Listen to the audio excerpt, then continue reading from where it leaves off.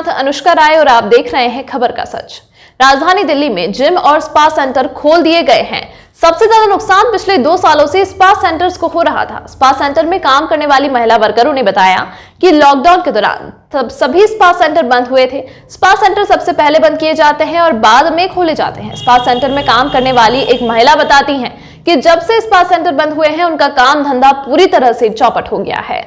मेरा नाम मीरा है, मैं यहाँ जॉब करती हूँ, बट 2 साल से हमें कुछ नहीं मिला है। हमारा बिल्कुल बहुत ज़्यादा प्रॉब्लम चल रहा है। यहाँ पे काम बंद हो गया तो हमारा घर पर कैसे चलेगा, क्योंकि हम इतने पढ़े लिखे भी नहीं है जो जाके जॉब करे या फिर हमें कोई अच्छी से एक नौकरी दे।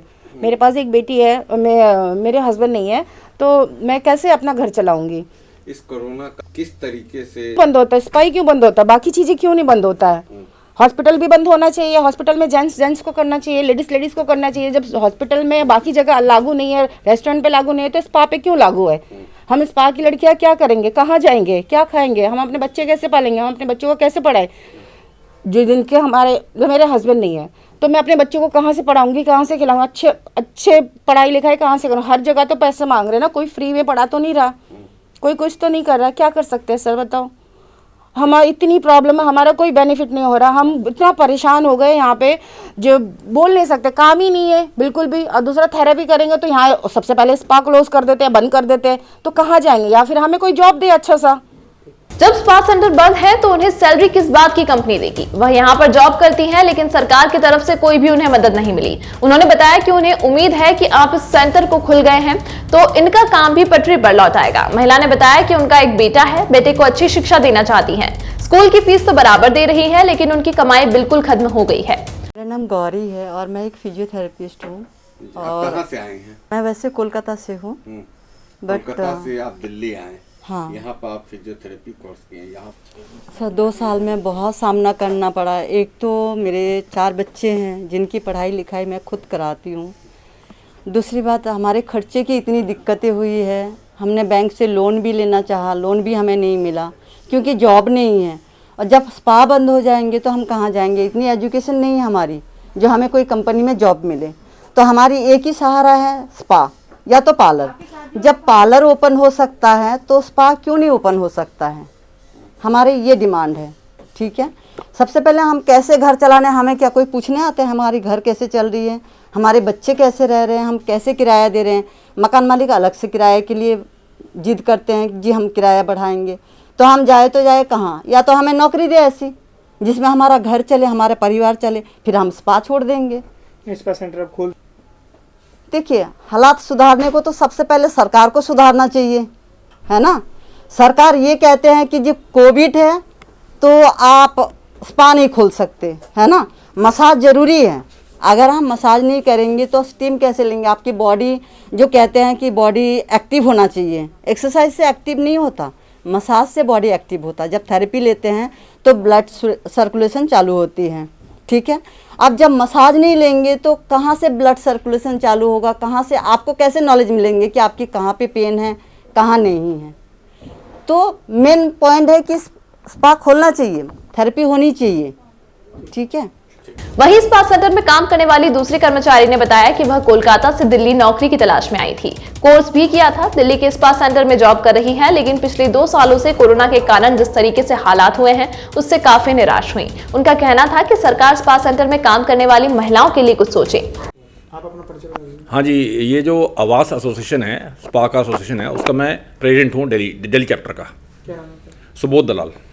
अभी जो स्पा सेंटर खोले गए हैं पिछले 2 सालों से लगातार सबसे ज़्यादा हमारे स्पा सेंटर और जिम पर पड़ी है, उसको लेकर के जो बार जिम भी बंद कर दिया जाता है, स्पा सेंटर भी कई सारी चीज़ें खुली रहती हैं। अब आज से स्पा सेंटर खुलने, उसको लेकर क्या कहें कुछ? मैं केंद्र और जो उनके नुमाइंदे हैं एलजी साहब, उनसे गुजारिश करूँगा। और दूसरा दिल्ली सरकार और एलजी के बीच में जो टसल चल रही है उससे हम लोग की मार बढ़ी जा रही है। मैं ये कहना चाहूँगा आपके माध्यम से, क्योंकि क्या है कि जो एमसीडी हमें लाइसेंस मुहैया कराती है उसमें स्पा, सलून और जिम, ये तीनों का लाइसेंस एक होता है। तो हमेशा स्पा को हटा के दिया जाता है, इसमें से जिम और स्पा को अलग कर दिया जाता है कि सबसे पहले बंद करेंगे, सबसे एंड में खोलेंगे।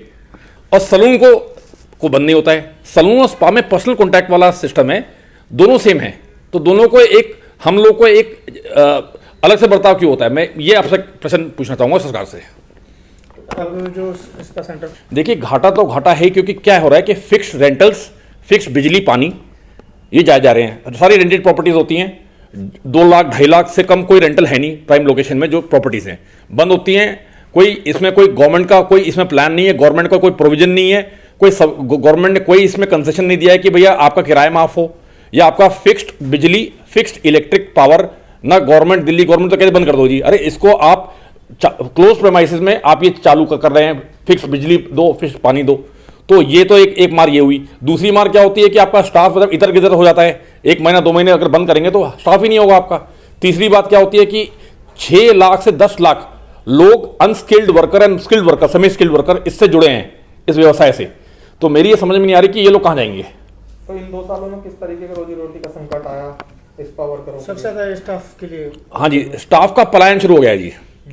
मैं ये कहना चाहूंगा कि गुड़गांव में जो एनसीआर के इर्द गिर्द हैं, गुड़गांव में और यूपी में, नोएडा में, वहां बंद क्यों नहीं हुए? पूरे हिंदुस्तान में बंद क्यों नहीं हुए?